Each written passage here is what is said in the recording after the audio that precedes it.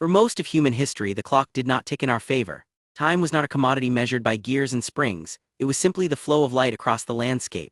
Life operated on the deepest rhythm, the rising and setting of the sun, the shift in wind direction, the seasonal pulse of the earth itself. The dawn was not merely an event to be observed, it was the signal for existence. From the moment consciousness returned with the first blush of pre-dawn light, every sense became acutely tuned. The air carried information, the scent of damp soil and distant smoke, the faint chorus of unseen creatures stirring in the undergrowth, the subtle change in the quality of the shadows. There was no need to consult a timepiece or a calendar. Survival demanded immediate total awareness, a constant state of readiness that defined every waking moment and shaped every action. This primal awareness dictated movement, following game trails, locating freshwater sources, or observing neighboring groups. Every breath was a calculation of risk and reward, anchoring their entire day to the unpredictable yet reliable pulse of nature. The rhythm of life began not with dawn breaking over a settlement, but with the calculated movements of the group itself. Sustenance required more than mere skill, it demanded coordination. The morning hunt was a highly specialized operation, relying on deep knowledge of both terrain and animal behavior. Roles were fluid yet distinct. Some were born trackers, reading subtle shifts in paw prints or the direction of scent carried by the wind. Others served as scouts, mapping potential routes while remaining unseen. The success of the hunt hinged on cooperation, coordinated drives that funneled game into predictable areas, or the meticulous placement of snares and traps along known migration paths. This was not simply chasing, it was a sophisticated ballet of strategy. It required understanding the animal's routine, predicting its movements, and working together to apply pressure at the precise moment of vulnerability. These strategies maximized efficiency, conserving energy for all involved. The group's collective intelligence transformed potential prey into reliable resources.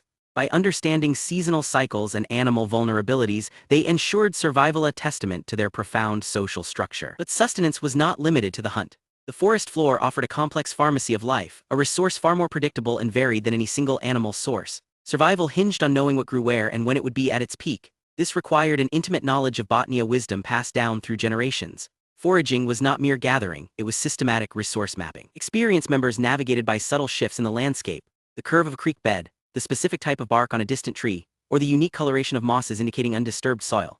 They identified edible roots that stored starch underground, nuts that ripened only after a precise autumn chill, and medicinal herbs whose potency waxed and waned with the season. This deep ecological understanding allowed them to supplement protein sources reliably, ensuring that their diet was balanced through seasonal shifts, making life sustainable year-round. They understood that every plant held a story, a specific preparation for a specific ailment. From bitter leaves to sweet berries, they mastered identification techniques, ensuring both safety and maximum nutritional yield. This botanical library sustained their community through all seasons. Successful foraging or hunt did not end when the last edible root was gathered or the animal was felled. The true work began at the communal hearth, the central nexus of camp life. Here, efficiency was paramount. Every resource from bone to sinew held value and could not be wasted. Large bones were meticulously cleaned, providing material for tools or art. Tough hides were scraped clean, destined for clothing or shelter.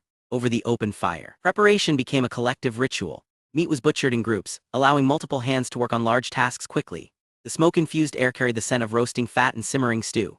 This communal processing not only ensured that every part of a kill contributed to the group's survival, but also reinforced social bonds through shared labor and mutual dependence. It transformed sustenance into a deeply integrated act of community maintenance. The rhythmic chopping and scraping echoed through the evening quiet. These shared tasks solidified social roles: the skilled carver, the adept hide worker.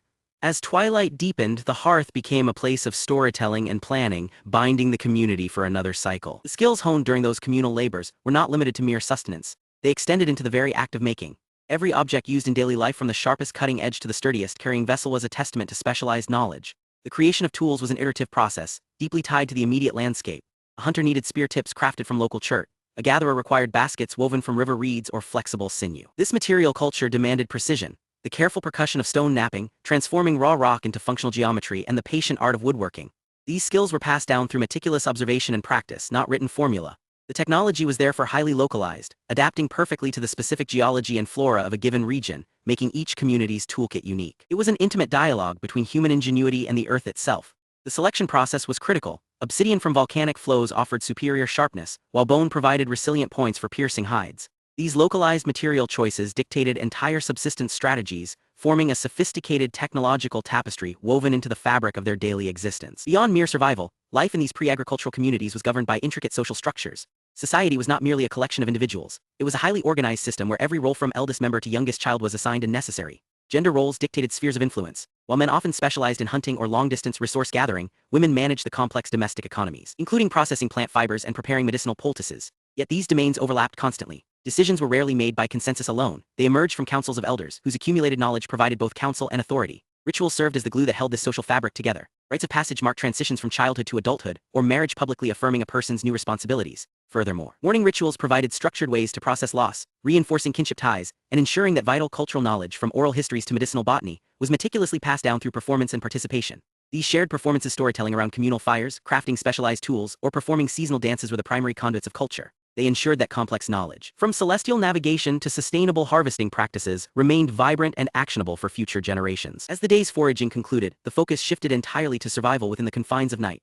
Life outside permanent structures demanded a constant vigilance. Shelter was not a matter of permanence, but of immediate necessity, a temporary negotiation with the elements. Groups relied on adaptable architecture, utilizing natural rock overhangs, fashioning robust lean-tos from available branches and hides, or establishing seasonal camps in sheltered valleys. These shelters offered critical protection against rain, wind, and predators. Central to nightly security was the controlled use of fire. Fire provided not only essential warmth, mitigating hypothermia, but also served as a powerful deterrent against nocturnal threats. The careful management of this flame, keeping it banked yet ready, was a communal act of survival. It underscored both the inherent vulnerability of life lived in motion and the profound ingenuity required to master that environment.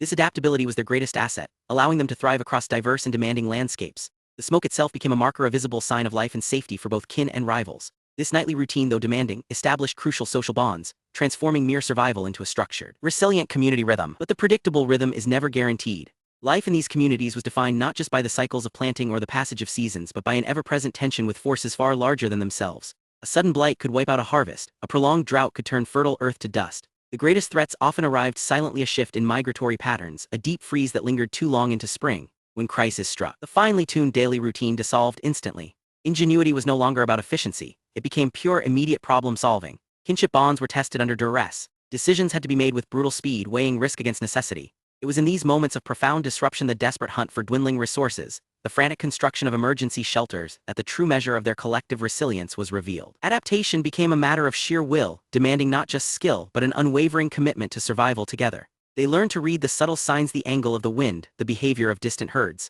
Survival hinged on acute observation and shared knowledge. This deep understanding of their harsh environment was their most vital tool against overwhelming odds. The transition from nomadic life to settled farming is often presented as a linear progression, a single, inevitable march toward civilization. But viewing the sophisticated daily rhythms of pre-agricultural communities reveals something far more profound. Their existence was not merely a prelude, it was the foundational blueprint itself. The intricate social contracts, the specialized knowledge systems, and the deep ecological understanding they mastered were complex technologies in their own right. They perfected sustainable resource management over millennia, building societies capable of immense cooperation without permanent surplus or centralized power. This enduring wisdom, the ability to thrive within the limits of the land, remains a critical lesson for modern humanity. It reminds us that true resilience is not measured by how much we can extract from an environment, but by how deeply we understand it and how thoughtfully we share its bounty. Their rhythm continues to inform our understanding of what it means to live well upon this planet. From fire management to complex kinship laws, every aspect of their daily life was a sophisticated system. This blueprint offers a vital counter-narrative, that true progress lies in harmony, not accumulation.